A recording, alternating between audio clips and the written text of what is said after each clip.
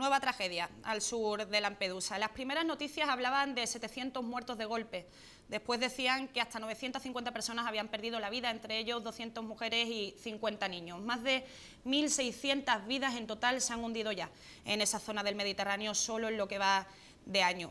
Ahora es cuando, como dice mi compañero Juan Tortosa, el Papa se pone a rezar, interrumpe su agenda Renzi, compiten Hollande y Rajoy y en declaraciones pomposas y de carril se organizan reuniones de urgencia entre los ministros de Interior y Exteriores europeos. Sin embargo, ya Amnistía Internacional avisó en un comunicado en octubre del año pasado que se perderían muchas vidas en el Mediterráneo a menos que los Estados miembros de la Unión Europea se esforzaran por garantizar una operación conjunta de búsqueda y de salvamento en toda regla.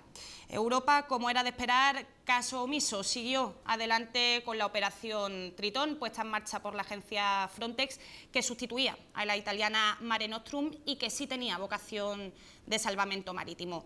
Después de lo ocurrido y preocupada solo por la vigilancia y el control de las fronteras, que es lo que parece que más les duele, la Unión Europea parece haber olvidado la legislación y los tratados de protección internacional que ha suscrito en varias ocasiones y que le obliga a cumplir con los derechos humanos. No puede haber un derecho más básico que el de la vida. Una vez más, ese derecho se ha violado en una Unión Europea que habla de números y no de nombres y de personas. A todos esos padres, a todas esas madres, hijos, hermanos, también nuestros hermanos que huyendo de la guerra y de situaciones de extrema pobreza han perdido sus vidas.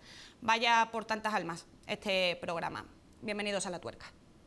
Hoy, en nuestro espacio dedicado a la defensa de los derechos humanos y laborales, hablamos con la Federación Española de Taxistas. Ellos, junto con otros sindicatos y asociaciones del gremio, visitan esta semana el Parlamento Europeo para expresar su indignación frente a la actividad de empresas como Uber. Continuamos analizando la detención del exvicepresidente del Gobierno de España, Rodrigo Rato. La Fiscalía le investiga por fraude, alzamiento de bienes y blanqueo de capitales. Hablaremos también de las encuestas publicadas esta semana que sitúan a Podemos como segunda fuerza política del país y a Ciudadanos como cuarta. Veremos si el pacto entre el PSOE y el PP sería una posibilidad para lograr la mayoría absoluta. Y miraremos también al Mediterráneo para analizar las políticas de inmigración que vuelven a ponerse encima de la mesa tras vivir la mayor tragedia en sus aguas con la pérdida de más de 700 vidas. Un programa intenso y en parte triste, ¿no?, por esos temas que acabamos de ver en el vídeo. Para hablar de todos ellos tenemos, como siempre, una mesa, eso sí, de lujo, con unos invitados maravillosos. En primer lugar tenemos a Noelia Martínez, del PSOE. Muy buenas noches, Noelia. Buenas noches. Tenemos también con nosotros a Marta Marván, de Ciudadanos. Buenas noches a todos. Buenas noches a ti también. Orencio Osuna, que hacía tiempo que no venía a esta mesa, de Nueva Tribuna. Buenas noches, Noelia. Buenas noches. Javier Ortega Smith, candidato de Vox al Ayuntamiento de Madrid. Muy buenas noches. ¿Qué tal? Muy buenas noches, Noelia. Irene Montero, de Podemos. Buenas noches. Buenas noches, Noé. Y por último tenemos a Julio Moreno, presidente de Fede Taxi y de la Asociación Gremial Autotaxi de Madrid. Muy buenas noches. Buenas noches, Noelia. No es casual que tengamos la presencia de Julio esta noche en esta mesa. Como siempre, empezamos el programa de los martes dedicándonos a hablar de derechos humanos y derechos laborales. Esta semana lo vamos a hacer hablando del gremio del taxi, que parece que se está viendo un poco perjudicado por aplicaciones como, por ejemplo, la de Uber, y que además esta semana tanto tu federación, la que representas, como otras más, han acudido al Parlamento Europeo para tener mañana reuniones con eurodiputados y plantearles estos problemas, ¿no? ¿Cuáles son? Pues efectivamente, nosotros mañana, de la mano además en este caso, y agradecemos la voluntad y la disponibilidad del Grupo Podemos, vamos a acudir a Europa, vamos a reunirnos con europarlamentarios europeos, precisamente para tratar un tema totalmente injusto en un sector como es el sector del transporte, el sector del taxi, como es esta aplicación llamada y conocida por todos como es Uber, que no solamente está afectando al sector del taxi en España, sino prácticamente en todo el mundo, ¿no? Lo primero que tengo que decir que Uber es una aplicación, no es ninguna innovación tecnológica, ya que las aplicaciones que conectan a un taxi con un conductor, o a un vehículo con un conductor, un smartphone, que podemos llamar, realmente las tenemos los taxistas, es decir, no hay ninguna innovación tecnológica como algunos tratan de decir, no, es que Uber es una innovación tecnológica, no hay ninguna innovación tecnológica, esas aplicaciones las tenemos nosotros.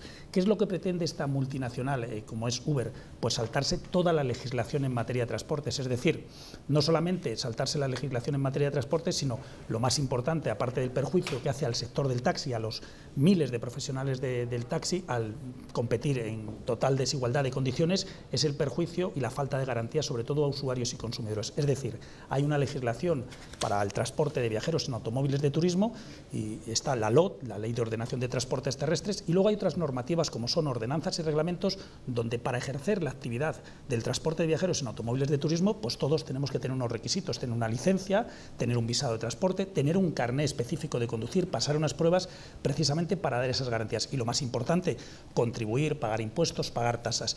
Esta aplicación, la única novedad que aporta es que se salta toda la legislación, quiere hacer esa actividad, pero saltándose todos los requisitos, no pagando tasas, no pagando impuestos, no dando garantías a los consumidores y usuarios y, evidentemente, no cotizando y contribuyendo pues, a que tengamos una sanidad, a que tengamos una educación, porque los taxistas, como vosotros, como los periodistas, como cualquier trabajador en cualquier actividad, pues paga unos impuestos, paga unas tasas y eso además se traduce luego en beneficios para el resto de ciudadanos. Estos no, estos lo que pretenden es romper un poco una actividad y decir, oiga, lo que nosotros buscamos, o lo que Uber busca en este caso es que la ley se adapte al negocio que ellos proponen y yo creo que tiene que ser al contrario, los ciudadanos nos tenemos que adaptar a las leyes y si luego las leyes no nos gustan, pues tendremos que cambiarlas, pero mientras tengamos las leyes que tenemos, todos nos debemos adaptar porque a los taxistas, en líneas generales, lo que es la Ley de Ordenación de Transportes Terrestres y todas sus leyes y todas sus normativas tampoco nos gustan al 100%, pero las tenemos que cumplir. Estos no, estos vienen a decir, oiga, que nosotros las leyes que haya nos da igual, porque nosotros como somos muy fuertes, somos muy potentes, tenemos un lobbying de poder muy importante, pues nos saltamos todo y decimos que somos más baratos. No, no somos más baratos. Es decir, digo lo que le dije al ministro, a Luis de Guindos, cuando vino a manifestar con un total desconocimiento que los taxistas se tendrían que adaptar a las nuevas tecnologías.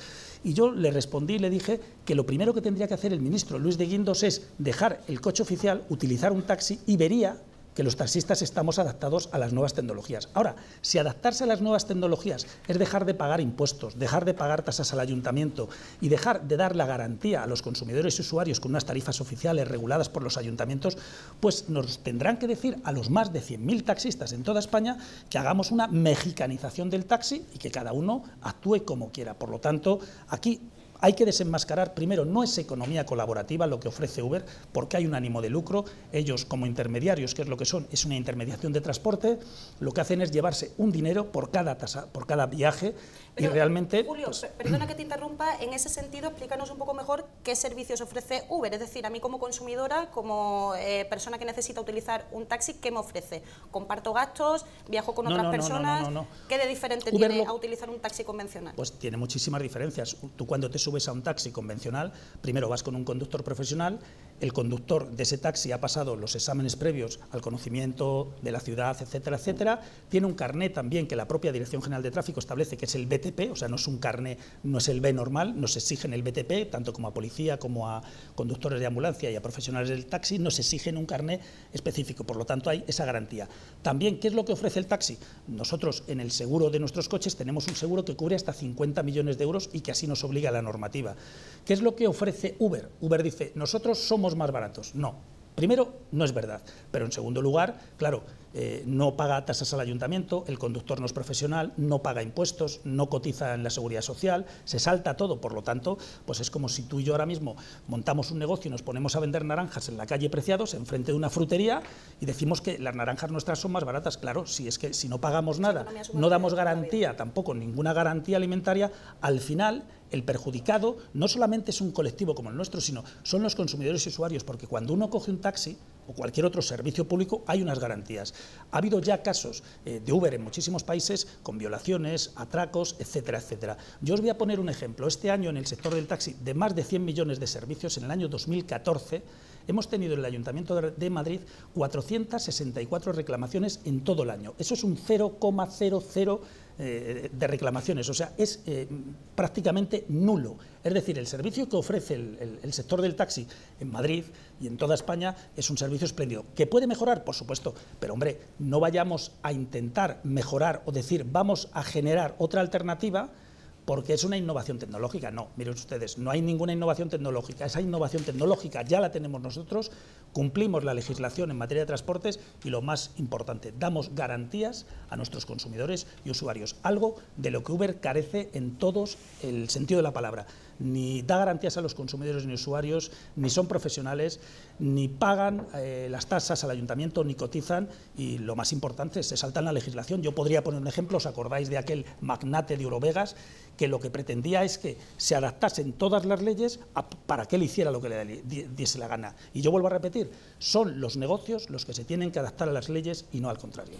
Entonces, si están actuando al margen de la legislación vigente, ¿cómo puede ser posible, primero, que esté realizando esa actividad? Segundo, que pasen cosas como que mañana el vicepresidente de la compañía va a Bruselas a dar una conferencia. Es decir, esto está completamente permitido. Bueno, vamos a ver, aquí en España, desgraciadamente, ha tenido que ser el sector del taxi el que haya acudido a los tribunales. A través del juzgado número 2 de lo mercantil se dictó una suspensión cautelar de la actividad de Uber porque es totalmente ilegal.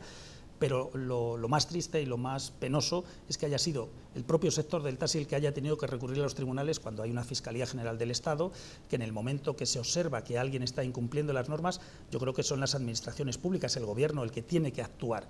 Y en este caso hemos tenido que ser los taxistas los que hemos conseguido esa cautelar en contra de una actividad totalmente ilegal, como así ha dictaminado el juez. Ahora estamos pendientes de si esa cautelar se va a mantener o no se va a mantener, pero lo que está claro es que la actividad es totalmente ilegal.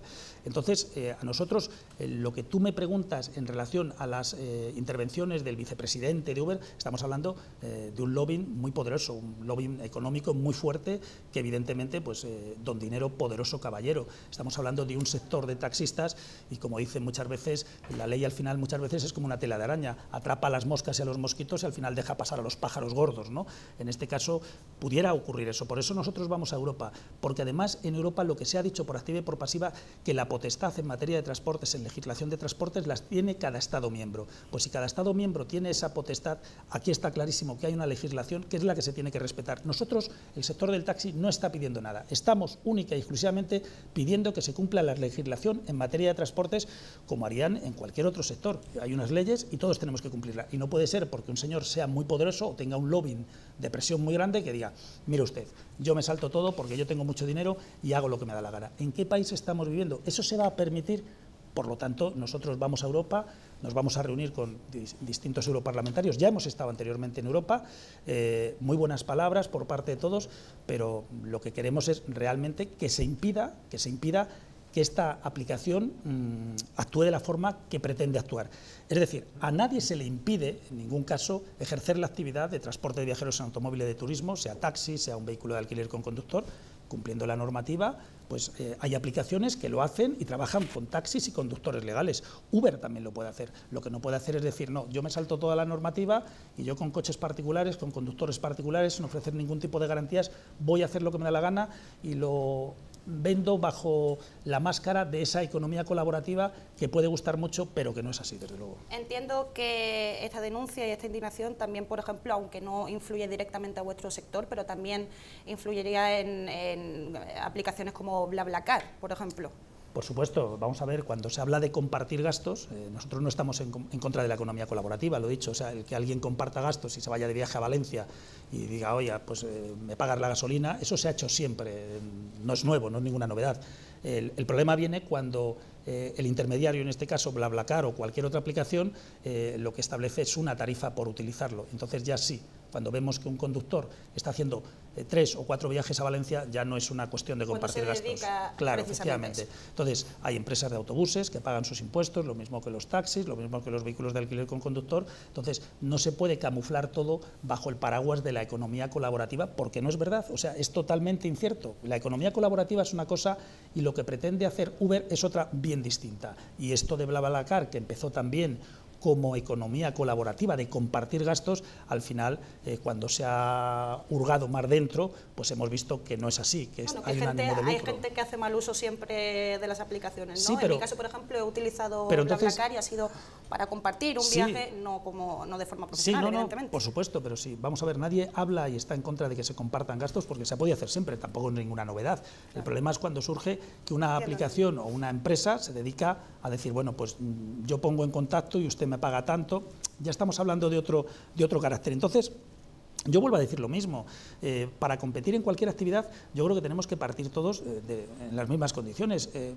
Hacía esa referencia a Luis de Guindos, al ministro de Economía, al cual le decía que, oiga, que nos explique a los taxistas y si quiere que todos compitamos en las mismas condiciones, pues los taxistas dejamos de pagar impuestos, dejamos de pagar tasas y que cada uno lo entienda como lo tiene que entender. Yo creo que hay me voy a atrever a decir, quizá voy a ser demasiado fino, demasiada tibieza en las intervenciones de las administraciones públicas. O sea, porque el problema que tenemos, hablo del transporte, que es lo que más conozco, es que se crean muchas normativas, se crean muchas leyes, se crean muchos reglamentos, pero luego el plan de inspección, el plan de control, inspección y sanción no funciona. Y si no funciona, pues al final pasa lo que pasa. ¿Y a quién perjudica eso? Hombre, pues lógicamente a los profesionales del transporte o a los profesionales en otros ámbitos, porque si no hay control al final salen perjudicados. Pero fundamentalmente nosotros también nos hemos reunido con organizaciones de consumidores, perjudica a los consumidores finales de un producto cuando no hay una garantía alimentaria, no hay una garantía en el transporte, no hay una garantía cuando uno va a un dentista, pues al final el claro y el más perjudicado es el propio usuario y el propio consumidor, porque no es todo cuestión de precio. Muchas veces cuando uno va a recibir un servicio, sea cual sea, lo que busca es que el que le dé el servicio sea un profesional, que le dé las garantías suficientes, porque evidentemente si empezamos a liberalizar todo de alguna forma o a desregularizar todo, que yo no digo que en determinadas actividades se pueda o se deba hacer, no voy a entrar en eso, pero al final el que va a perder es el consumidor. Y si al final quien nos va a gobernar es una multinacional, ¿para qué queremos a un Estado? ¿Para qué queremos a un gobierno? Pues que nos gobierne Uber. Eso, Julio, está muy relacionado con esta negociación entre Europa y Estados Unidos sobre el TTIP, el Tratado de Libre Comercio. Se está negociando en Europa ahora. Incluiría un impuesto que obligaría a que las cosas funcionaran al revés, no como está funcionando en este caso que tú dices, que los Estados gobiernen en función a las multinacionales y no al revés. No sé si es un tema que vais a tratar en Europa, porque la verdad es que podría influir, parece, ¿no? Nosotros vamos a tratar fundamentalmente el tema de la situación que tenemos con esta aplicación, con Uber, pero evidentemente estamos también al tanto de ese tratado transatlántico, ese acuerdo, que no es acuerdo entre dos competidores de comercio, ¿no? Es un acuerdo entre la Unión Europea y Estados Unidos, y que desde luego al sector del taxi, que es al que yo represento, flaco favor le va a hacer, porque se trata de regularizar todo y a su libre albedrío, ¿no? Yo creo que esto nos supera al taxi. Aquí estamos hablando de que serían muchísimos sectores los que se verían claramente perjudicados y muchísimos consumidores y usuarios los que se verían perjudicados por estos tratados, que además lo más curioso es que se está haciendo a espaldas de todos los ciudadanos, ¿no? Porque yo creo que hay muchísima gente, o muy poquita gente, cambiando el término, muy poquita gente que esté al tanto de lo que viene a significar ese tratado, que parece que es un secreto de Estado entre Barack Obama y la Unión Europea, ¿no? Normal que sea secreto con las consecuencias que va a traer. Me parece a mí que Javier está queriendo intervenir, ¿verdad? No puedo estar más de acuerdo con lo que ha dicho Julio. Como candidato a la alcaldía de Madrid nos hemos reunido con distintas asociaciones de taxis y en todas llegan a la misma situación, que la has puesto muy bien, Julio, en la medida en que es un sector muy profesional, es un sector que está sometido a todo tipo de regulaciones, es un sector que en la dificultad económica está intentando salir adelante y realmente está haciendo un servicio extraordinario que es reconocido salvo excepciones, como en todos los sectores, que es reconocido por la mayoría de los madrileños, y es un sector que tiene que soportar una importante carga fiscal. Por eso nosotros llevamos la reducción importante del IVA en este sector de transporte. Pero es verdad que se encuentra con algo que es el intrusismo profesional, lo que es la piratería, y esto hay que combatirlo, porque claro, o jugamos todos con las mismas reglas, como decía Julio, o entonces esto no vale, porque si unos tienen que ser profesionales sometidos a todo tipo de controles, desde el propio vehículo, que tiene que tener unas características, el propio carné que necesitan para poder funcionar, las inspecciones, las regulaciones, y hay otros que lo tienen todo, a veces no es tanto que no es que esté prohibido, sino simplemente que hay un limbo legal, es alegal, y entonces algunos entran en los sectores y como no está regulada la situación, se aprovechan, hacen lo que llamaríamos una competencia desleal. Entonces es muy importante también incidir en la cuestión de la sobreregulación, es decir, hay sectores que están sobreregulados y que para poder realizar la actividad te encuentras encima con una losa de normas, de ordenanzas municipales, de legislación, de ámbito nacional, ámbito autonómico. Hay que simplificar los sectores. ¿Para qué? Para que ese sector sea mucho más ágil, tenga más capacidad de entrar la gente. Por tanto, todo nuestro apoyo al sector del taxi y todo lo que sea necesario para evitar que otros se aprovechen de los requisitos y las exigencias que están cumpliendo unos profesionales y que de eso. Cuestión distinta es, como por supuesto, aquel que libremente dice, oye, yo quiero llevar en mi coche a un amigo o lo que sea. Entonces, bien, en fin, quiero decir que hay que potenciar y hay que proteger al profesional y evitar el intrusismo y la piratería.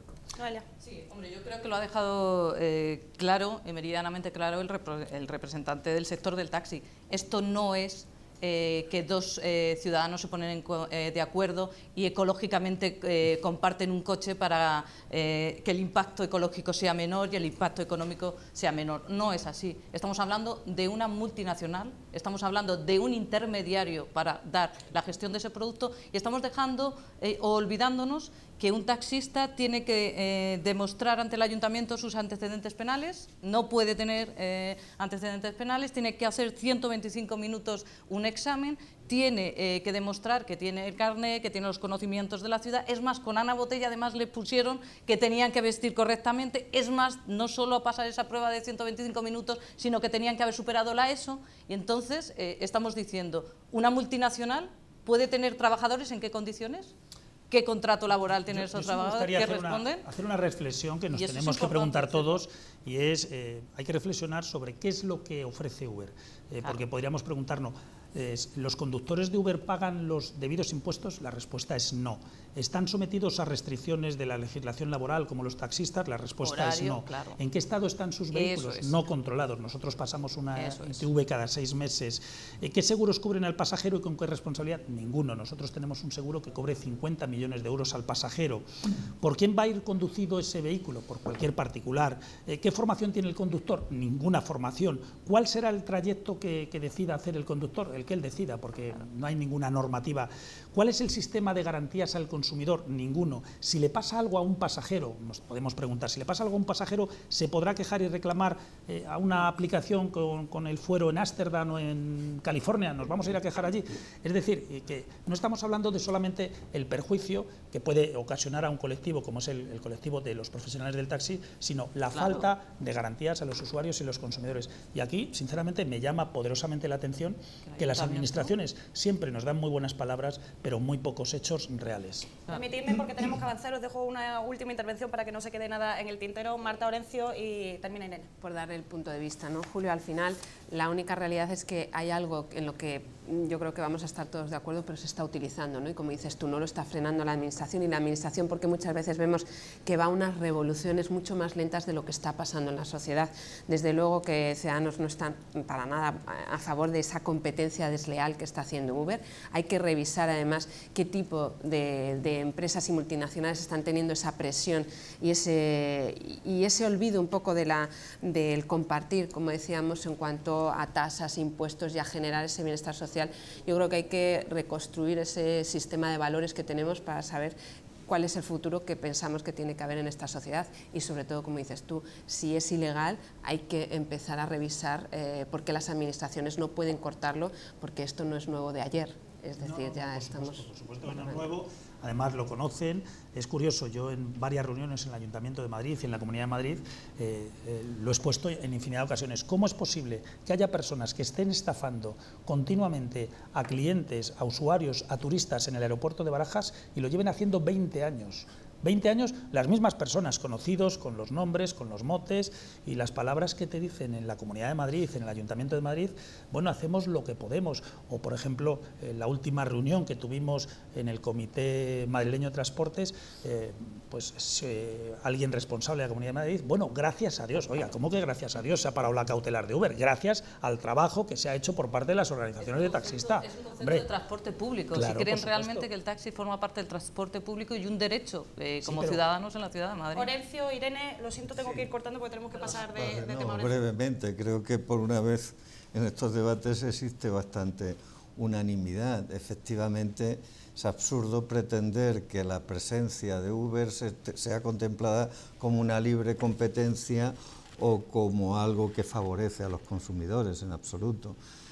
Forma parte un poco de, bueno, alguien, me parece que propia Noelia ha mencionado, sí que está vinculado a los tratados que se están negociando ahora mismo entre la Unión Europea y Estados Unidos, porque forma parte de esta lógica económica, digamos, globalizadora de desregularización de todo. En este caso le toca a la profesión de los taxistas, no en Madrid, sino en toda Europa, por cierto, que hay que recalcar que no es un problema madrileño, ni muchísimo menos, pero también le toca al sector financiero, el sector bancario, etcétera. Forma parte de una filosofía que, lejos de fomentar, como a veces se cubre, se enmascara, libre competencia, lo que hace es, al contrario, perjudicar gravemente a los usuarios y a los consumidores, ¿no? Sí, además, yo solamente añadir una cosa, que además, cuando un transporte público como es el que tenemos en Madrid y en toda España funciona perfectamente, que todo es mejorable, por supuesto, ese tipo de aplicaciones o ese tipo de aplicaciones como Uber podrían tener cabida a lo mejor en países como, no sé, en Afganistán, en la India, en sitios a lo mejor donde no hay un transporte público eficiente, no hay un transporte público bueno, pero en ciudades como en Madrid, en París, donde el transporte público funciona perfectamente, tiene muy poco sentido venir con ese argumento tan pobre diciendo que van a mejorar y que son muy innovadores. Es mentira. Yo no voy a ahondar, aunque estoy completamente de acuerdo con lo que se ha planteado y parece de consenso, que es que no estamos hablando de economía colaborativa ni estamos hablando de una innovación tecnológica, sino de una multinacional que actúa como intermediaria, saltándose la ley, no pagando impuestos en nuestro país y generando además, corrígeme si me equivoco, pero parece que los datos están en torno a 40.000 trabajadores del sector del taxi que podrían estar viéndose... No, estamos hablando de más de 100.000 trabajadores. Más de 100.000 familias, entendía yo. 100.000 familias, efectivamente. Claro. 100.000 familias directas más los puestos indirectos que tenemos, efectivamente, el trabajo que generamos. Iría entonces, porque creo que esto es bastante de consenso, a una cosa que no sé si es de tanto consenso y que apuntaba Orencio. Por una parte, lo que tiene que ver con el Tratado Transatlántico de Libre Comercio, es decir, este tratado que se está negociando además a puerta cerrada y sin ningún tipo de participación, ni siquiera de los representantes elegidos en el Europarlamento, y pretende poner mecanismos, se llaman ISDS, mecanismos por los cuales estas multinacionales podrían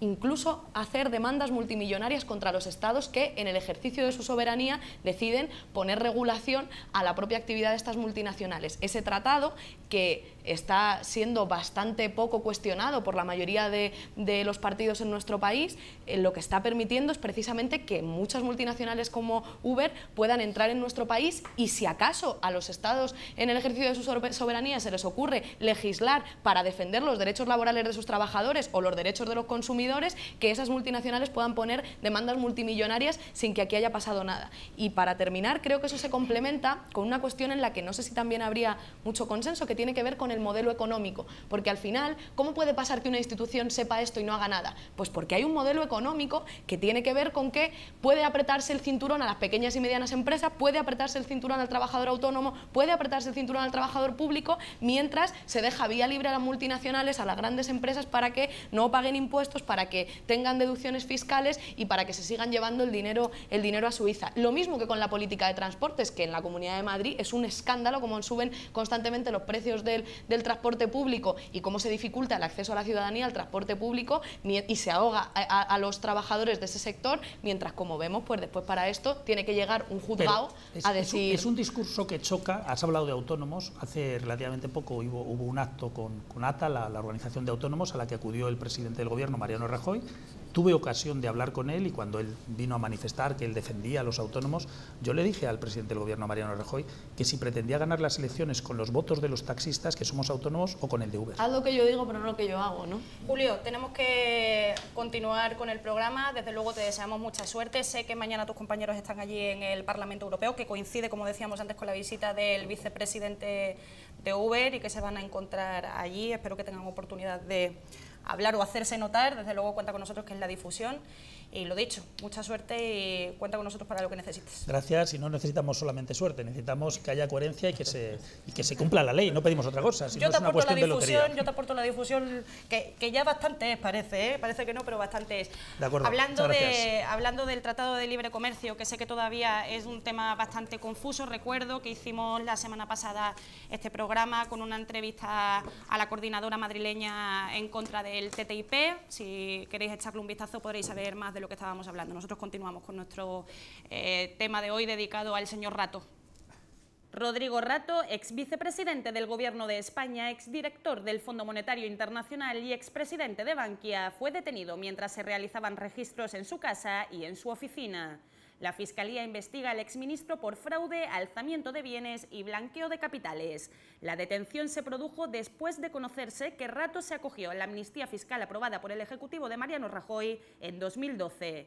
Con él ya son 11 los exministros de Aznar que han sido imputados, encarcelados o que han cobrado sobresueldos en dinero negro.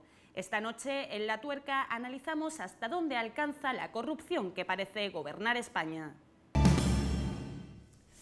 Bueno, ante la detención de Rato, esa imagen entrando en el coche que nos dejó a todos un poco con la boca abierta, el PP responde, evidentemente, lo hace con varios argumentos. El primero es que evidentemente están dolidos, el segundo es que la justicia es igual para todos, el tercero es que esto demuestra que la justicia también es independiente y, por último, que siguen siendo manzanas podridas. Vamos a ver lo que dicen las principales caras del Partido Popular. En el caso del Partido Popular nos afecta especialmente, puesto que Rodrigo Rato ha sido, como todos ustedes saben, durante muchos años uno de los activos más importantes de nuestro partido. Y esto no tiene absolutamente nada que ver con el proceso de regularización fiscal que el Gobierno puso en marcha en el año 2012. El Gobierno demanda, como cualquiera, imparcialidad, que la tienen, como es evidente, y un trato igual para todos. La ley es para todos. Que la agencia tributaria actúa con independencia y con firmeza. Por eso, cuando usted me pregunta por color político, no lo entiendo. Da igual la pertenencia a un partido o no. Da igual el relieve social o el relieve político o el poder político o el poder económico que uno se atribuya. Todos somos iguales ante la ley. La agencia tributaria y las instituciones funcionan. Y tienen que funcionar con independencia del momento y del lugar, con independencia de que haya o no elecciones, con independencia de que afecten a uno u a otro político de uno u otro partido o de una u otra institución. Y la preocupación del Gobierno es hacer que la ley se cumpla. Bueno, ¿qué impresión os da cuando escucháis a las principales caras del Partido Popular decir esto? No sé si ya es creíble, si parece que nos están tomando un poco el pelo, porque parece que cada semana el terreno se mueve y nos viene un nuevo caso de corrupción, ¿no, Marta? Bueno, creemos que el caso de corrupción de Rato no es algo nuevo. Ya llevábamos tiempo, yo creo que toda la ciudadanía pensando que en algún momento saltaría al escenario por las tarjetas Black y por Bankia. La cuestión es cuál es la percepción que recibimos, ¿no? El Partido Popular ahora dice, no, este señor ya no es afiliado, que caiga todo el peso de la ley, que por supuesto que la justicia actúa, ¿no? Porque en este caso ha sido la agencia tributaria, como estábamos escuchando al señor Montoro, y por qué actúa ahora y no antes. Creemos que es una sensación de depurar o de cargar contra una serie de personas para buscar esa cortina de humo que muchas veces hemos visto en política, ¿no? Tiene un problema serio el PP, en general el bipartidismo, y desde luego la esperanza para los ciudadanos son los países emergentes y los partidos emergentes, y sobre todo el cambiar la situación política es importante y vamos a verlo, ¿no? Es evidente que quieren dejar claro que son implacables contra la corrupción, incluso con los suyos, pero desde luego la lectura puede ser otra, ¿no, Irene? Es lo sorprendente que para hacernos creer que todo funciona bien y que las instituciones funcionan bien, nos tienen que demostrar que durante todos estos años no han funcionado en absoluto. Es decir, que el ministro Montoro es el mismo que hace, porque este señor le detienen y le investigan ahora a Rodrigo Rato por una amnistía fiscal, por supuesto blanqueo de capitales, por unos delitos que al final tienen que ver con robar de lo público, y recordemos que el propio ministro Montoro hace no tanto una amnistía fiscal por la cual las grandes fortunas que habían evadido, es decir, que habían tenido la intención de no pagar impuestos en nuestro país, para traerlos aquí les hacen pagar a un 3% cuando mi madre o mi padre para comprar una barra de pan con IVA súper reducido pagan un 4% de impuestos. O sea, estos señores pagaban más por traer sus fortunas evadidas aquí, pagaban menos impuestos que nosotros por una barra de pan. Y al final yo creo que la clave es, jolín, que están los tuits circulando por ahí diciendo Cifuentes es el mejor presidente de Bankia, Aznar es el mejor ministro que ha tenido el Partido Popular.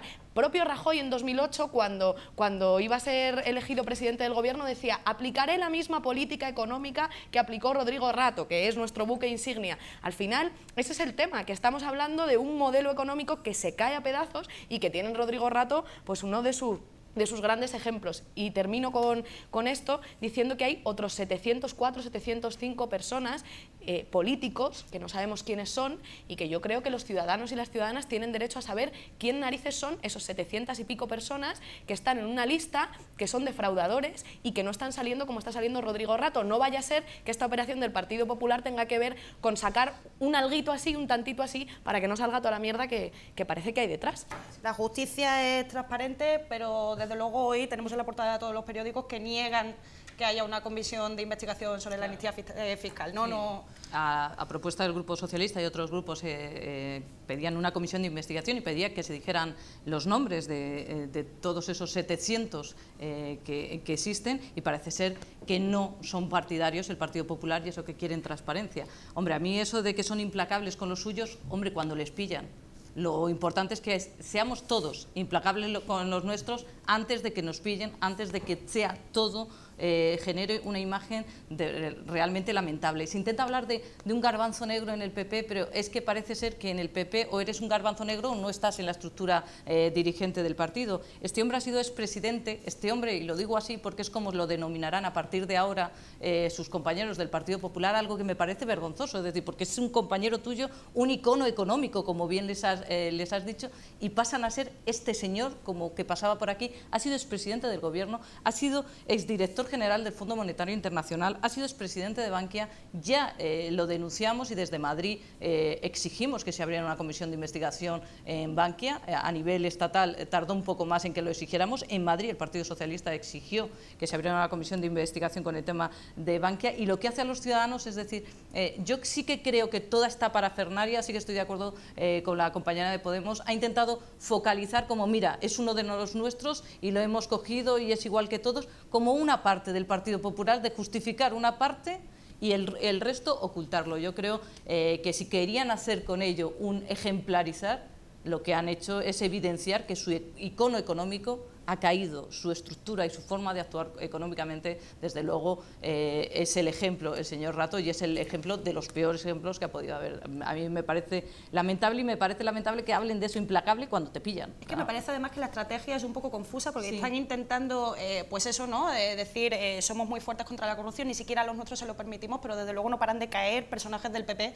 uno tras otro, y esto da la sensación de que a ver quién es el siguiente, ¿no? Sí, es un espectáculo que tenemos que marcarlo en el momento que estamos en un año electoral.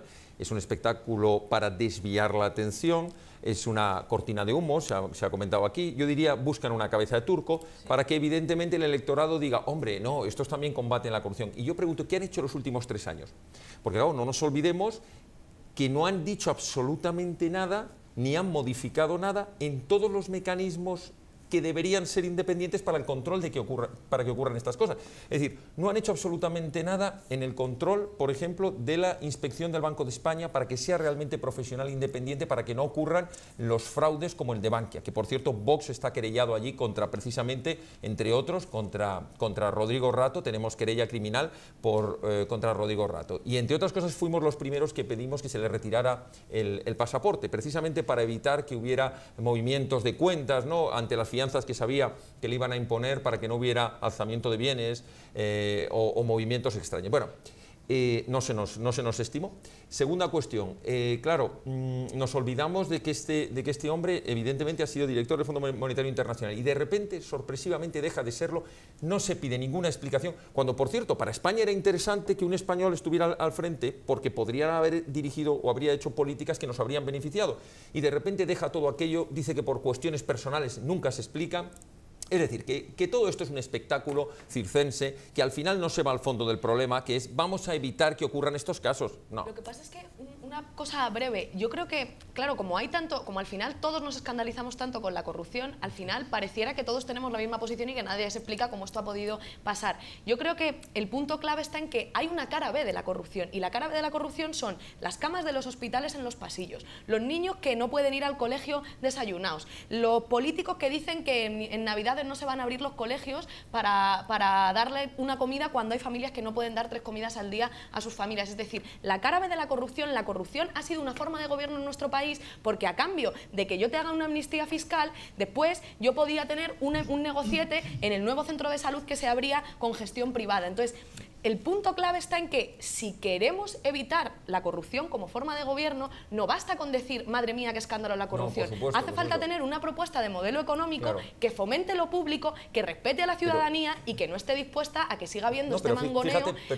permíteme entre la interrupción empresarios a la interrupción, que es un poco, fíjate que por eso incidía yo en la cuestión de que hay que despolitizar, hay que independizar los mecanismos de control que tenemos los ciudadanos. Es decir, ¿por qué ocurren esas cosas en los bancos? Porque quien debería haber estado encima, que era la inspección del Banco de España, no lo estaba. ¿Por qué han ocurrido todas estas cuestiones? Porque la Comisión Nacional del Mercado de Valores tampoco estuvo cuando tenía que estar. Y sobre todo, y lo más importante, porque la justicia, estoy hablando de la Fiscalía, de los tribunales, del Consejo General del Poder Judicial, del Tribunal Supremo, no son independientes, porque todos los políticos, todos los partidos tienen allí a alguien metido controlando. Entonces, si tuviéramos una justicia independiente que actuara con medios suficientes, estos casos serían mucho más fáciles de controlar. El problema es que quien tiene que controlar, el árbitro del partido, que es el juez, no tiene ni los medios. Pero no solo. No solo, pero es muy importante. Orencio, introduzco además una pregunta y tiene que ver con la campaña electoral, porque ha dado una pincelada Javier, y sí que me parece importante, porque después del discurso de que estamos saliendo de la crisis, de los datos positivos de empleo, de los brotes verdes, al final esto no sé si desata una crisis interna en el PP que desmonta esa estrategia o no. Yo es que no creo que exista ni una intención de ejemplaridad, ni siquiera pienso tampoco que pretenda ningún objetivo político. Yo creo más bien es la consecuencia de una descomposición política, de una descomposición política del Partido Popular, del gobierno de Mariano Rajoy, y también pues una evidencia cada vez más constatable. Yo creo que a ningún ciudadano medianamente informado van a convencer a nadie hoy en día que la gran parte de la estructura del modelo económico que puso en marcha Aznar, y por cierto, dirigió, según parece, con extraordinaria eficiencia, Rato, pues era un giganteo a los pies de barro, estructurado sobre la especulación financiera, sobre el ladrillo, sobre una burbuja total, y por cierto, sobre una corrupción estructural y sistémica total. No hay que olvidar nunca que, con independencia de las responsabilidades particulares de este señor como evasor fiscal, hombre, este señor es, como se ha dicho, el gestor de Bankia, que está costando al Estado español pues 22.000, 23.000 millones de euros, tirándolo por lo bajo, ¿no? Pero es que hay una cosa muy importante. Este señor es el gran responsable del reparto de todas las empresas públicas españolas en la época de Aznar. El reparto, pero no un reparto en el mercado, como diría un economista liberal, no. Reparto basado en el dedazo político de aquel gobierno, a través de un mecanismo que en aquel momento se utilizaba mucho, que se le llamaba la acción de oro, porque eran empresas, la acción de oro del Estado, porque eran empresas que provenían del sector público. El señor Rodrigo Rato designó a los responsables, a los gestores de Telefónica, de Repsol, de la banca pública que quedaba, etcétera, que son los que hoy es el IBEX 35 prácticamente. Es que son los mismos. Y además los designaron no porque fuesen especialmente competentes, como hemos visto, no. Solamente era un reparto político, aquel famoso Villayonga, el famoso no sé qué. Entonces, por tanto, desde mi punto de vista, es una crisis que denota, como yo creo que fue el final, aunque tenía características distintas, el final del gobierno del Partido Socialista, que empezaron a estallar por todos lados las crisis podrían haber controlado. Se podría decir, no, es que lo organizó el Partido Socialista, no lo organizó el Partido Socialista. Las denuncias, los casos de corrupción contra Felipe González, es que perdieron el control. Marta. Quiero hacer hincapié en un concepto que ya se ha hablado. La corrupción es una estructura. Y ahora estamos hablando de una sola persona, nadie se lo cree ahora mismo. Es una manera de querer cortar la cabeza a una persona e intentar centralizar o focalizar ahí, digamos, el debate. No es cierto. Primero, que no es algo puntual. El señor Rodrigo Rato tiene una trayectoria que, pues eso, el bagaje de corrupción será extenso y sobre todo esa sensación de estructura que también la vivimos en la Comunidad de Madrid y que también tenemos todos esa sensación, pues lo que hemos dicho, Tramagürtel, Púnica. El señor Granados puede salir en la televisión diciendo que hay que ser implacable y lo estamos viendo y después aterriza en la cárcel. Entonces, ¿hasta dónde van a llegar? Y ya lo tenemos sobre los datos, ¿no? La población ya dice que es el segundo síntoma, la corrupción, que estamos totalmente en desacuerdo con lo que está pasando.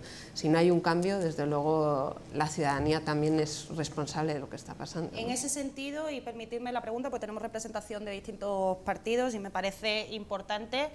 ¿Qué está fallando? Ya desde luego el mensaje de las manzanas podridas está claro que no nos lo creemos ninguno de los que estamos aquí presentes, pero entonces, ¿qué está fallando en las políticas de anticorrupción como partidos y como ¿qué se puede hacer? Noelia, si quieres empezamos contigo. La verdad es que se habla mucho de que nos escandalizamos y tiene razón la responsable de Podemos, no basta con escandalizarse, hay que poner medios y hay que poner pues los instrumentos necesarios, no para que, a mí esto que dicen, no llevaré ningún imputado en la lista, me parece que hemos bajado tanto el listón político. Tener que decir un partido político no llevaré un imputado, prácticamente no llevaré un corrupto, y lo estoy diciendo que incluso mi partido lo dice y yo se lo transmito a los compañeros, es bajar tanto el listón político. Estaría bueno que un partido político tenga que decir eso. Lo que tiene que hacer es los mecanismos para que cualquier persona no pueda cometer la corrupción y hacerla de una manera sistemática y sistémica, que es lo que está pasando ahora. Había mucha parte de razón en lo que ella dice. Es decir, el problema es que para que haya esa corrupción tiene que haber beneficiarios. Y los beneficiarios son los beneficiarios de la sanidad pública, de la educación pública. Primero fue la burbuja inmobiliaria. Y el segundo paso, el segundo negocio era la burbuja sanitaria y la de los servicios sociales. Y en eso en la Comunidad de Madrid estaban. Se paralizó con una movilización fundamentalmente ciudadana y con algunas denuncias tanto de los profesionales. ¿Qué hay que hacer? Realmente cortar ese negocio, creer que tú estás gobernando para los ciudadanos, no para 4 empresas. Yo provengo del Ayuntamiento de Madrid. El Ayuntamiento de Madrid está ahora mismo gestionado por 4 grandes empresas que te gestionan, dividen Madrid y te gestionan desde cuidar al mayor hasta su seguridad, hasta la limpieza, y así funciona la ciudad de Madrid. El sistema inteligente, lo llamaba Ana Botella, que las dos palabras juntas, Ana Botella e inteligente, ya chocaban de por sí. Pues en este caso ese sistema de dotar y dividir la ciudad de Madrid para 4 grandes empresas convertían a los ciudadanos en clientes y la ciudad de Madrid en un negocio. Por lo tanto, eso hay que quitarlo. Es decir, los poderes públicos no deben ser gestores. Los políticos deben ser políticos y los políticos no se deben limitar a gestionar, sino a hacer política y a transformar realidades que hacen que sea imposible que tú abres un colegio público. Nosotros pedimos que abrieran los comedores públicos hace mucho tiempo, se nos rieron. ¿Que vais a obligar a que los niños tengan que comer en los colegios? Ahora se vio la necesidad de que se abrieran en periodo pues de vacaciones, porque es la única comida que tienen al día. Era imposible de hacer, en eso no podía un ayuntamiento o la comunidad actuar, y sin embargo en ceder estos negocios, y perdona, sí que pueden actuar. Yo creo que ese es el primer cambio que tenemos que hacer y ese es el primer cambio estructural, creer realmente en las políticas públicas. Os ruego para que podamos debatir un poco más sí. abiertamente, que seamos más breves las intervenciones. Irene. Yo, retomando las intervenciones que hacían antes, creo que es verdad, claro, hay muchos mecanismos que se podrían poner, incrementar el número de jueces, estamos en una de las tasas más bajas de la Unión Europea, el número de jueces por habitantes para perseguir casos de corrupción. A coste cero se puede cambiar el número de agentes, de investigadores fiscales de la agencia tributaria, que ahora mismo son entre un 10 y un 20, dedicados solamente a las grandes fortunas que acaparan el 70% del fraude fiscal. Es decir, solo con decir meto más gente de la que ya tengo para investigar el fraude de las grandes fortunas, que supone un un 70% de la evasión fiscal. Hoy nos reuníamos con Falciani y nos decía que la Comisión Europea habla de entre 60 y 80.000 millones de euros de evasión fiscal al año. Entonces, simplemente a coste cero mover unos trabajadores de un puesto a otro, se podría tener mucha más dureza en la persecución de ese fraude. Es decir, que hay un componente de voluntad política, de independencia judicial. Pero creo que el punto está, e insisto con ello, en el modelo económico, es decir, que es que la cara B de la corrupción son las camas en los pasillos de los hospitales, que es que, pongo un ejemplo, Pablo Cabero, que era consejero de Vivienda en la Comunidad de Madrid, que si no me equivoco, ahora Esperanza Aguirre sigue contando con él para el gobierno, este señor tenía una SICAV en la empresa, es decir, tenía su dinero metido en un sitio con el cual tributa al 1%, que es escandaloso, en el mismo fondo buitre al que le vende la vivienda pública de la Comunidad de Madrid, mientras la gente que no tiene un puñetero duro, perdón por la expresión, está pagando 600 euros por un alquiler de protección oficial en la Comunidad de Madrid. Estamos viendo los desahucios más duros desde hace 4 o 5 años. Y solamente la sociedad civil ha sido capaz de poner eso encima de la mesa. Entonces, al final, ni los dos grandes partidos dinásticos, que son los que han hecho las leyes que han permitido la privatización, que son los que han armado todo ese entramado por el cual yo te doy un maletín que tú te llevas a Suiza y a cambio tú me das un servicio público, ni los dos partidos dinásticos creo que tienen muchas soluciones, porque cuando han podido gobernar, cuando han podido cambiarlo, no lo han hecho, ni los que solamente hablan de qué mala la corrupción, porque al final, si tú no atacas al modelo económico que está generando esa corrupción como sistema de gobierno, mal vamos, mala solución tiene el tema. Un coste que además está estipulado, según el último informe, en 40.000 millones de euros, casi nada, ¿no? Con lo que podríamos paliar con eso. Marta. Propuestas que antes estabas hablando, cómo podemos atacar la corrupción, no solamente esos mínimos de que en la lista no vayan imputados, que serán mínimos, pero que por lo menos hay listas donde hay imputados, entonces ni siquiera se cumplen esos mínimos.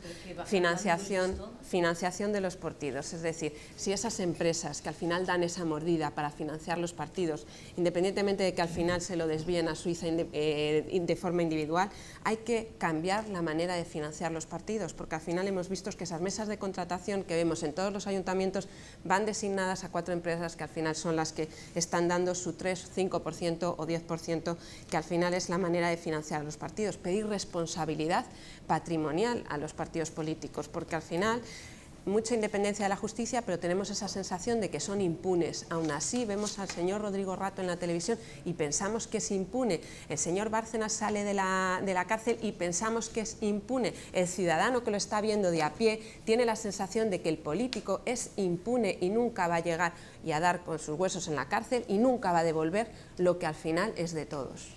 Yo, Noelia, por ir al grano en las medidas, los 4 bloques que desde Vox estamos defendiendo para intentar evitar, o las medidas que consideramos fundamentales, algunas ya las he adelantado, una de ellas es en materia administrativa, en los mecanismos de control administrativos. Hablamos de la Inspección del Banco de España, hablamos de la Comisión Nacional del Mercado de Valores, hablamos de la Inspección General del Estado y hablamos de todas las medidas que desde el punto de vista, la intervención de las administraciones locales y administraciones públicas, todos los mecanismos que tiene la administración para supervisar que el gasto público no se desvíe en casos de corrupción. Segundo fundamental, políticas de transparencia. Nosotros vamos a implementar en todas aquellas administraciones que lo podamos y vamos a defender la transparencia en las cuentas públicas. Transparencia que hoy en día con los sistemas informáticos que tenemos puede estar perfectamente en las páginas web de los ayuntamientos, los ingresos, los gastos. Otra cuestión importantísima, la transparencia, una nueva ley de contratación de las administraciones públicas. Para todo aquel que quiera contratar con una administración pública,